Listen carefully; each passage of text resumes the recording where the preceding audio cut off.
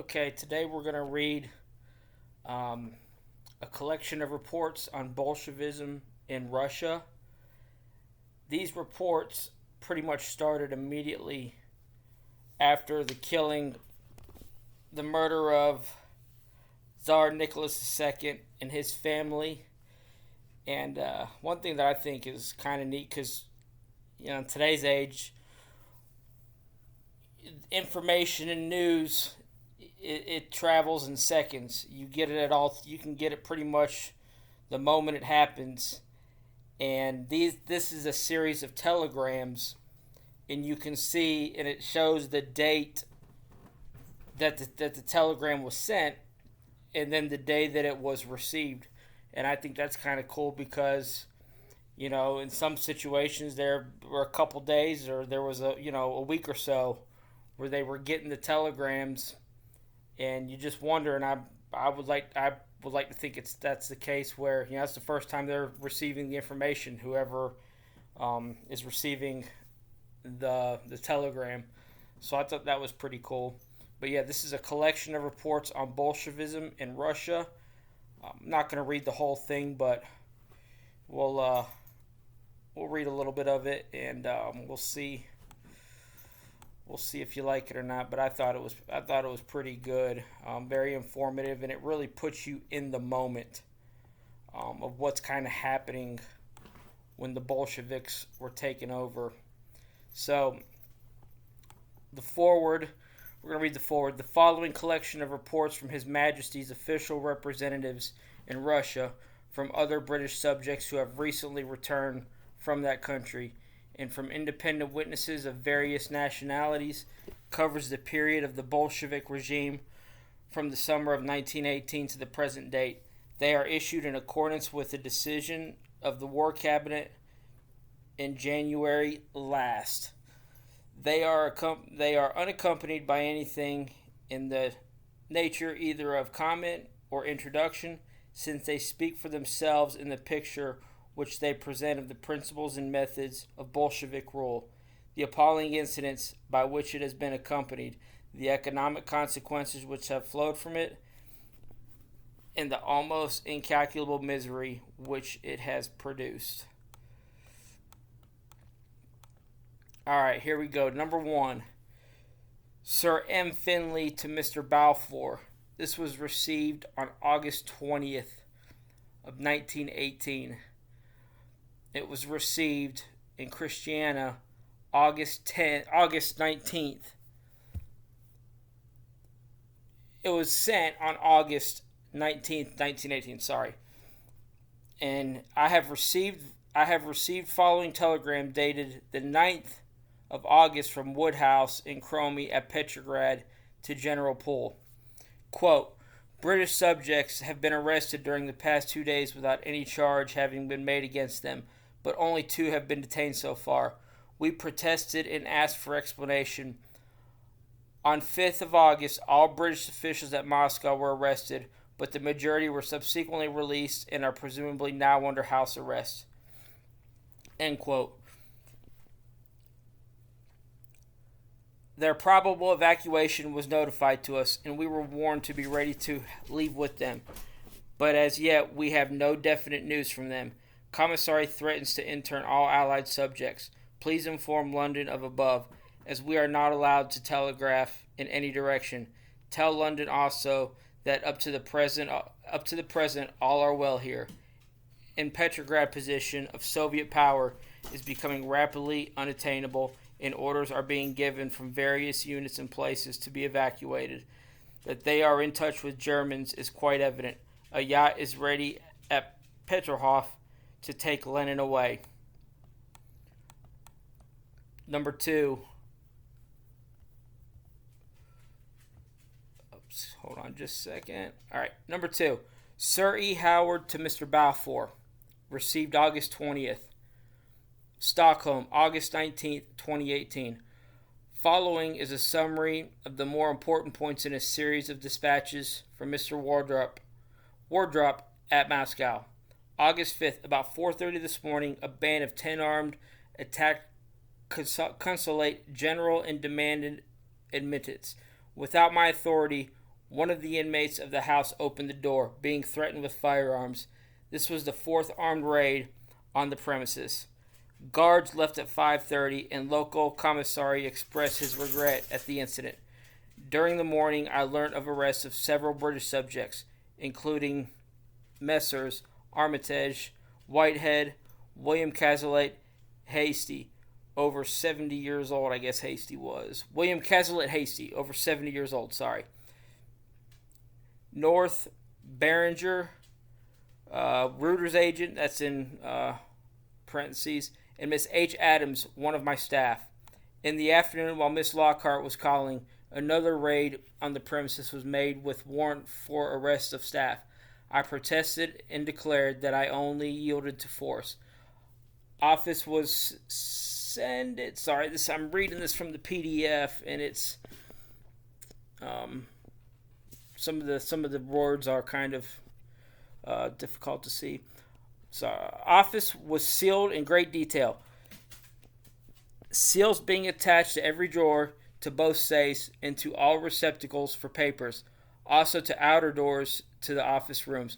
All the staff were then arrested, including Mr. Stevens, Mr. Douglas, and lady clerks, and conveyed to Soviet's police headquarters in Tverskoy Boulevard.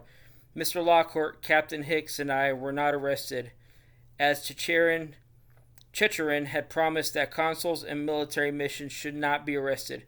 Their staffs, however, had not been specifically mentioned. French military attaché General Laverne was liberated after short arrest. Staff were detained, guards were stationed to watch my premises, and I was left in my private apartments there. I do not regard failure to arrest myself and Mr. Lockhart as evidence of intention to treat us better than our staffs, but rather the contrary. I do not regard Bolshevik detention of our nationals as aimed at deterring us from vigorous action in distant places, so much as intended to protect Bolshevik leaders on their fall.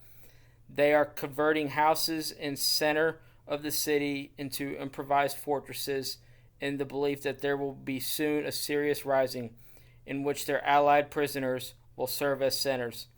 Finally, if they regard all as lost, they will probably hound populace on to massacre these prisoners. August 6th. Consul Stevens, Vice Consuls Loudon and Douglas released about 3 a.m. Also North and others, and French Consul General Grenard and French Consul Lebon, by efforts of Swedish colleague who spent the night in negotiations. At 10 p.m., the following still detained: Vice Consuls Wishaw, Greenup, and Jerome, Passport Officer Webster and his assistant, Ginson Sr., Tamplin and Linger of Lockhart's staff, Fritz Mukakali and the Mrs. Galbali and Adams of my staff. Prisoners so far fairly comfortably housed and fed and allowed to associate with one another. Guards consolatory. Quote, I am allowed to go in and out, and Mr. Lockhart and his remaining staff can visit me. End quote. August 7th. I called at temporary prison and saw Greenup, Wishaw, and Jerome. They are all well treated by their guards, who are real Russians, unlike most of their leaders, who are either fanatics or Jewish adventurers like Trotsky or Reddick. All British and French women are now released, also Behringer and others. August 8th. Wishaw, Greenup, Jerome, and Webster brought here this morning by efforts of my Swedish colleague. Whole staff of Consulate General now at liberty. It is also suggested that during our stay at Petrograd, we shall be under a Bolshevik guard. Evidently, Bolsheviks are trying to prolong negotiations. City is on the whole quiet. All ex-officers under 60 are to report themselves this morning, probably with a view to their arrest, and there are rumors of wholesale arrests of clergy. Number 3. Sir R. Paget to Mr. Balfour, received September 3rd. Copenhagen, September 3rd, 1918.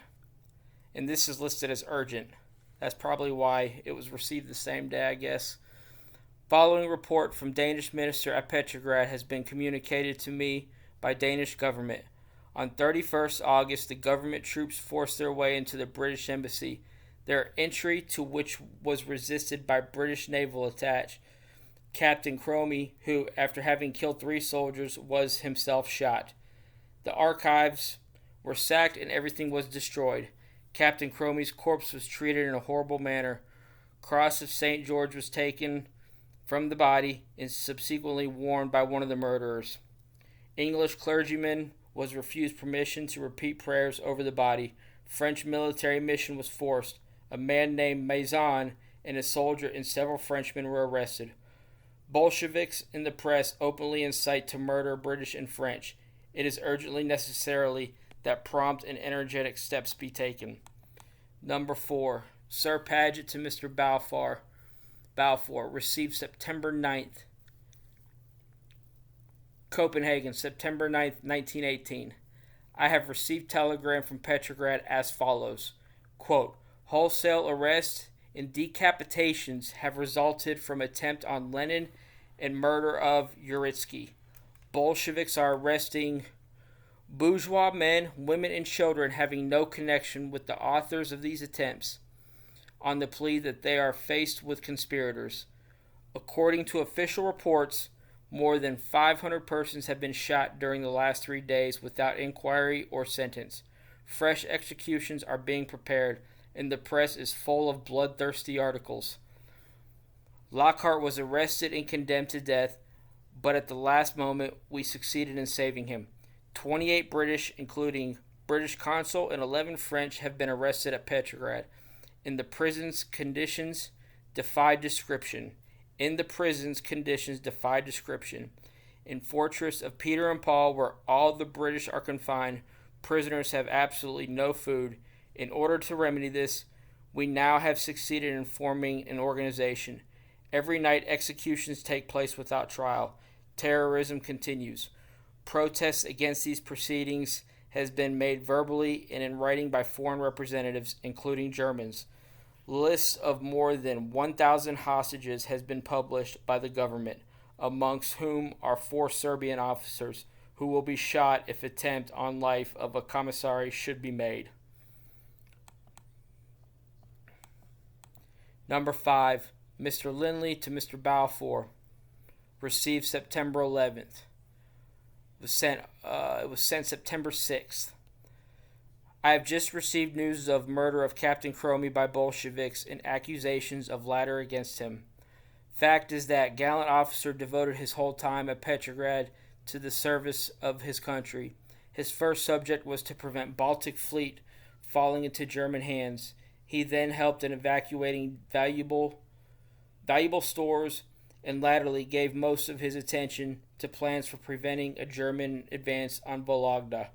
These activities, carried out for months in daily danger of his life, brought him more or less into cooperation with Russians hostile to Bolshevik regime and therefore claimed as reactionaries. His plans may very well have included destruction of certain bridges, as Bolsheviks declare. In Captain Cromie, His Majesty has lost the most gallant, capable, and devoted servant. Sir M. Finley to Mr. Balfour. Received September 18th. Was sent September 17th, 1918. Following is a report by Netherlands Minister at Petrograd. The 6th September, received here today, on the situation in Russia, in particular as affecting British subjects and British interests under Minister's protection. Quote, Sir, on the 30th of August, I left for Moscow, largely in connection with negotiations for evacuation of British subjects from Russia. The same day, Uritsky commissary at Petrograd for combating counter-revolution was assassinated by a Jewish student, Kanagizer, however you say his name, whose father is a wealthy engineer and holds a very good position at Petrograd. This murder was at once attributed by the Bolshevik authorities and Bolshevik press. Only existing press in Russia at the time is the Bolshevik press. To French and English. So let me restate that. The murder was at once attributed by the Bolshevik authorities and the Bolshevik press. The Bolshevik press right now is the only existing press in Russia to the French and English. That same night, Consul Woodhouse, an engineer Commander Lepage, were arrested at 1 a.m. in the street. Every effort was made the next day, August 31st, by Secretary M. Van Niftrick to obtain their release, and that of Counsel Woodhouse was premised for this afternoon. At 5 p.m. on the 31st of August, when Counsel Boussinquet and Acting Vice Consul Chemius, I'm butchering these names, but I apologize. At 5 p.m. on the 31st of August, when Consul Boussinquet and Acting Vice Consul Chemius, who had been busy the whole day with M. Van Niftrick in connection with his attempt to obtain release of the arrested and were heading to the embassy and were near the embassy building, they were warned not to approach the embassy, told that it had been occupied by Red Guards, and that 2 persons had been killed. They at once decided to head back to find M. Van Niftrick and asked him to endeavor to secure entry into the embassy. While driving slowly away from the embassy, their car was stopped by Red Guards in another car, one of whom leveled a revolver at them and told them to hold up their hands. They were searched and had to give their names and rank, but to their great surprise were allowed to proceed. M. Van Niftrick drove with them to Gorokhovaya 2, headquarters of the Commission for Combating Counter-Revolution, to which persons arrested are usually taken, and where Mr. Woodhouse was confined. He had a long interview with the commandant of Petrograd, Shatov, and strongly protested against the unheard-of breach of international law, which had taken place, and demanded to be allowed to drive immediately to embassy to be present at search there. Permission was refused by Shatov, who said that embassy was being searched because authorities had documents proving conclusively that British government was implicated in Uritsky's murder. When they had left, and their car was passing the Winter Palace, staff of British consulate and of missions, and some civilians who were at embassy when it was invaded, were seen walking under guard to number 2, Gorokhovaya. Quote, a meeting of neutral diplomatic corps was held that night upon the initiative of M. Van Niftrick, at which the following points were submitted. 1. The immediate release of those arrested should be demanded. 2. That it should be insisted upon that M. Van Niftrick should be present at the examination of arrest. 3. That attention should be drawn to gross breach of international law committed by armed occupation of the embassy, which bore on the door a signed and sealed notice to the effect that it was under the protection of Netherlands legation, and by refusal to allow M. Van Niftrick to be present at the search. The meeting drew up a protest to be presented to the Soviet authorities at Moscow. On the 1st of September, particulars were learned as to the violation of embassy. The Red Guards, under the direction of several commissaries, had made their way into the embassy at 5 p.m. and behaved with the greatest brutality. Captain Cromie, who had tried to bar their entrance and had been threatened that he would be killed like a dog, had fired, killing 2 men. He had then been shot himself and died nearly instantaneously. The whole staff of the consulate and missions and some civilians accidentally present at the embassy had then been marched under escort to Gorokhovaya No. 2, where they remained until Tuesday, the 3rd of September, when at 4 p.m. they were conveyed to the fortress of Peter and Paul. During the next few days, efforts were made by M. Van Niftrick, M. Vanderpals, also consul in neutral legations, to obtain release of those arrested, but without success. M. Van Niftrick endeavored successfully to obtain an interview with Zinoviev, president of the Northern Commune, on the 1st of September. M. Discavenius, Danish minister, who expressed profound indignation at what had occurred, saw Zinoviev at 9 p.m. on that day and expressed himself in strongest terms. He was promised that body of Captain Cromie should be delivered up to him and M. Van Niftrick, and on the 2nd of September they together removed the body to the English church. The funeral took place in the presence of the whole of the Corps Diplomatique and the greater part of the British and French communities. The coffin was covered with the Union Jack and was completely wreathed with flowers. After it had been lowered into the grave, I pronounced following short address in French and English.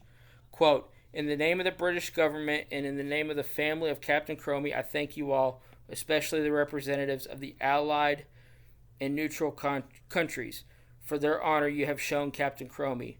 Friends, we have all known Captain Cromie as a real friend, as a British gentleman, and as a British officer in the highest sense of the word. Happy is the country that produces sons like Captain Cromie. Let his splendid and beautiful example lead us and inspire us until the end of our days. Amen. The doyen of the Corps diplomatic M. O'Dear, Swiss minister, gave expression to his deep sympathy and admiration for the late Captain Cromie, who had died for his country. In the evening of September 3rd, no impression having yet been made on the communal authorities, another meeting of the Corps diplomatic was held. This meeting was attended by neutral diplomatic representatives and M. van der Pels representing the Netherlands legation. Unexpected feature of the meeting was the appearance of German and Austrian consuls general. The whole of the body met together at 9 p.m. and proceeded to Zinoviev's residence, where they with difficulty succeeded in obtaining an interview with him. M. O'Dear strongly protested in the name of the neutral legations at action taken by command authorities against foreign subjects. He emphasized the fact that for acts of violence committed against foreign subjects in Russia, the Soviet officials would be held personally responsible. He demanded that permission should be granted for a neutral representative to be present at the examination of the accused. Zinoviev said that he must consult his colleagues on the matter. Van der Pels afterwards again laid stress on this point. M. O'Dear was followed by German consul general, who made a forcible protest in the name of humanity against the terrorism now entered upon by Bolsheviks. He referred in strong terms to sanguinary speech of the other day by M. Zinoviev, and said that even though French and English arrested belonged to nations at war with Germany, yet it was impossible not to unite with neutral representatives in a strong protest against course now adopted by Bolsheviks. I returned to Petrograd yesterday, as I had received a telegram from my secretary urging my return, and could not therefore take responsibility of remaining longer absent from Petrograd, where a position I gathered must be very bad. Up to today's situation here is in no way improved. Well, that was a little tough to read. Besides British arrests, numerous arrests of French citizens have taken place, including that of the commercial attached to French embassy, though French consular officers have not so far been touched. Thousands of Russians belonging to officer and wealthy classes, but excluding merchants and shopkeepers, are being arrested daily, and according to an official communication, 500 of them have already been shot. Amongst arrested, there are a large number of women. For the last 4 days, no further British arrests have been made. Position of British subjects in prison is most precarious, and during the last few days, constant reports have reached legation that question whether to shoot or release them has not yet been decided. There seems to also be a strong tendency to regard those arrested as hostages. Those belonging to military and naval missions are probably in most danger, and in present rabid temper of Bolsheviks, anything is possible. But there is some hope that consular staff and civilians may be released before matters become still more serious. With regard to members of mission, hope of release seems very small. Conditions under which Englishmen in Peter and Paul Fortress are kept are most miserable. I was just informed yesterday by M.D.R.C., commercial attached to French embassy, just released that they are crowded together with other prisoners, some 20 in a cell, 20 by 10 feet. In each cell there is only one bed. The rest must sleep on a stone floor. No food whatever is supplied by prison authorities, and they depend entirely on arrangements which this legation had made and food furnished by friends and relatives. Rugs, pillows, medicines, warm clothing, and other comforts are being sent from time to time, but great difficulties are experienced in getting these articles delivered. From the 31st of August to morning of the 2nd of September, no food at all was accepted for prisoners. Since then, they have received some supplied from outside, but it still remains to be seen whether it will reach them regularly at Fortress. Though I shall leave no stone unturned to secure its proper distribution, Russian prisoners in Fortress appear to be absolutely starving, and this will make question of supply of British subjects even more difficulty than it would otherwise be, owing to presence in their cells of famished Russians. I enclose herewith a copy of a letter just received from British prisoners, which speaks for itself. Quote, yesterday evening I endeavored to see Zinoviev in order to inform him of appalling conditions at the fortress, but he absolutely refused to see me. I was equally unable to see Uritsky's successor and could only gain access to a subordinate of latter, who behaved with a lack of courtesy which may now be expected. I informed him of conditions obtaining in the fortress, and he eventually promised to speak to commandment of fortress, who he had occasion to see that night. He refused to give me the number of Zinoviev's telephone or name of commandment of the fortress. As regards the situation in Moscow, I can only say that in my opinion it is most grave. 19 Englishmen and 30 Frenchmen have been arrested and are kept under the worst conditions. Mr. Lockhart, who was released and subsequently arrested, was only saved from being shot on the 4th of September by the most strenuous exertions. Before I left Moscow, a solemn promise was given to me that he would be released, but his position is precarious in the extreme. While all those now under arrest, they are in great danger. Mr. Lockhart is accused by Soviet government of organizing a plot to overthrow it, and Bolshevik official and unofficial papers are full of details of alleged conspiracy. While it is asserted that British officials at Petrograd were concerned in the plot, attempt on the life of Lenin is of course attributed by Bolsheviks to British and the French, and if he should die, it is quite possible that all now under arrest at Moscow and Petrograd would be shot. At Moscow, I had repeated interviews with the Chechen and Karahan. The whole Soviet government has sunk to the level of a criminal organization. Bolsheviks realize that their game is up and have entered on a career of criminal madness. I repeatedly told Chechen, with all the energy of which I am capable, that he must realize full well that Bolshevik government was not a match for England. England had a longer wind than the Soviets. She would not be intimidated. Even if hundreds of British subjects should be executed by order of the Bolsheviks, England would not return one hair's breadth from her purpose. Moment would come when the Soviet authorities, man by man, would have to pay for all the acts of terrorism which they committed. But in spite of persistence with which I drove those facts home, I could not obtain any definite promises from Chechen, but only a few evasive replies and some lies. Bolsheviks have burnt their boats and are now ready for any wickedness. As regards original objects of my journey to Moscow, evacuation of British from Russia, I found it necessary to promise that Litvinov should be allowed to leave. He should be allowed to leave England at once, provided that in exchange for this concession, all British subjects... I lost my spot. Provided in exchange for this concession, all British subjects in Russia, including consular staffs and missions, were allowed to leave the country. This was agreed to so far as consulates and civilians were concerned, including those now under arrest at Petrograd. But an exception was made with regard to members of military and naval missions, who would be released only on arrival of Russian Red Cross delegates in France for the purpose of repatriation of Russian soldiers. Result of negotiations was reported by telegraph to His Majesty's Minister at Stockholm for communication to British government.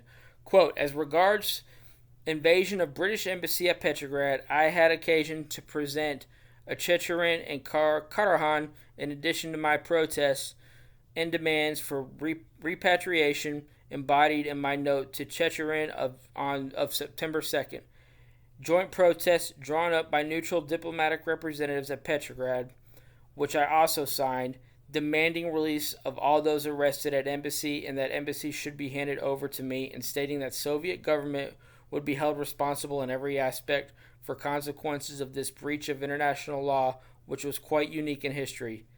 This I reported to my government at the Hague through the intermediary of Checherin for transmission to British legation there, though I cannot affirm that telegram was sent. Checherin wished to evade question of release of persons arrested at embassy and only agreed to demand for embassy to be handed over to me, but I told him plainly that it must be all or nothing, and that I would not consent to half measures of this kind. I have further demanded that all documents seized at the embassy shall be delivered to me.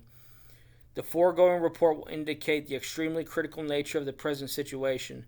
The danger is now great that I feel it my duty to call the attention of the British and all the other governments to the fact that if an end is not put to Bolshevism in Russia at once, the civilization of the whole world will be threatened. Wow, that's pretty powerful. The foregoing report will indicate the extremely critical nature of the present situation. The danger is now so great that I feel it my duty to call the attention of the British and all other governments to the fact that if an end is not put to Bolshevism in Russia at once, the civilization of the whole world will be threatened. He goes on to say, this is not an exaggeration, but a sober matter of fact. In the most unusual action of German and Austrian consuls general, before referred to, in joining in protests of neutral legations, appears to indicate that the danger is also being realized in German and Austrian quarters. I consider that the immediate suppression of Bolshevism is the greatest issue now before the world, not even excluding the war which is still raging, and unless, as above stated, Bolshevism is nipped in the bud immediately, it is bound to spread in one form or another over Europe and the whole world, as it is bound, as it is organized and worked by Jews who have no nationality and whose one object is to destroy for their own ends the existing order of things. The only manner in which this danger could be averted would be collective action on the part of all powers. I am also of opinion that no support whatever should be given to any other socialistic party in Russia, least of all to social revolutionaries, whose policy it is at the moment to overthrow the Bolsheviks, but whose aims in reality are the same: to establish proletariat rule through the world. Social revolutionaries will never fight any foreign power, and any profession which they may now make in this sense are merely a tactical move in their struggle with the Bolsheviks. I would beg that this report may be telegraphed as soon as possible in cipher in full to the British Foreign Office in view of its importance. End quote.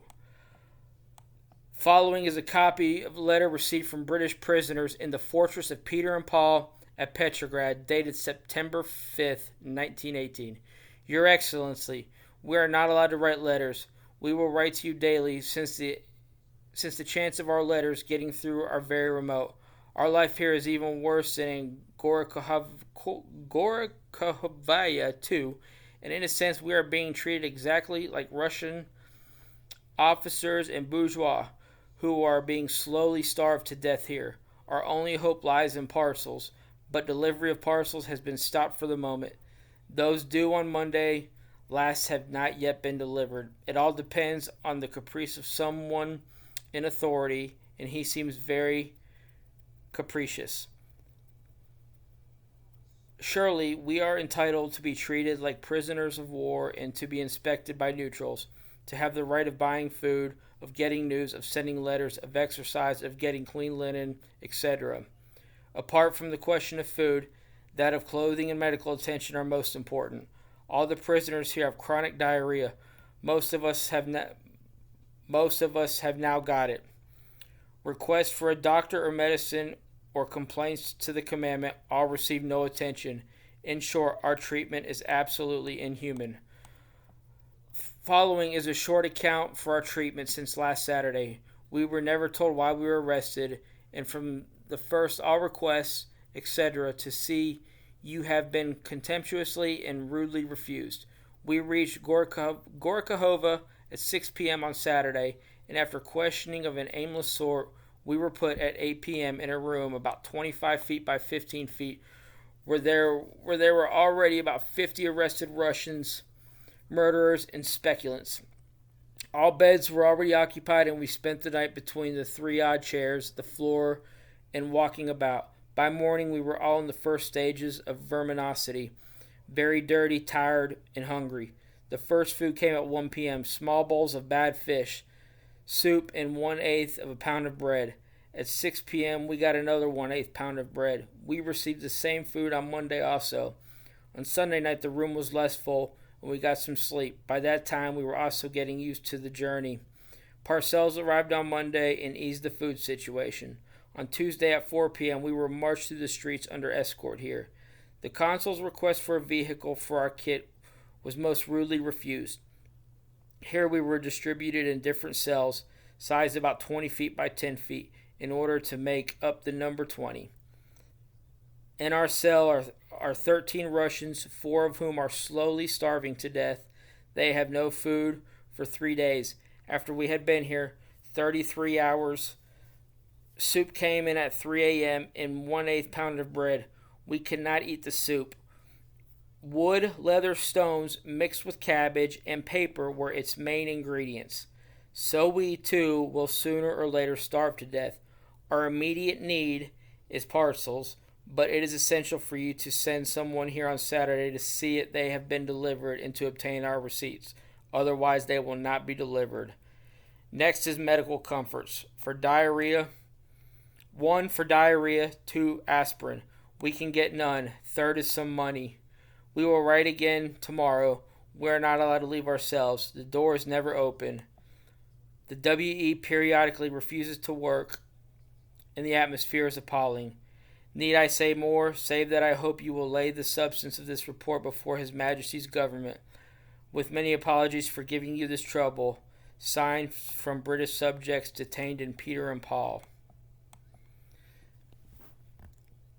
So that just goes to show you right there that these Bolsheviks, they were not Russians, or the majority of them were not Russians. They were coming from outside of Russia. The Russians, they didn't want to do these atrocities and what they were doing to their own people. And I think a lot of that isn't emphasized enough or really taught or talked about. That these were, these were Jews, these were people from outside of Russia who, were just, they were godless, evil people, So, but I'm going to end there. I apologize for some of the choppiness to this, but I thought it was something I wanted to try out, and I will pick up and we'll finish this off later on in the week.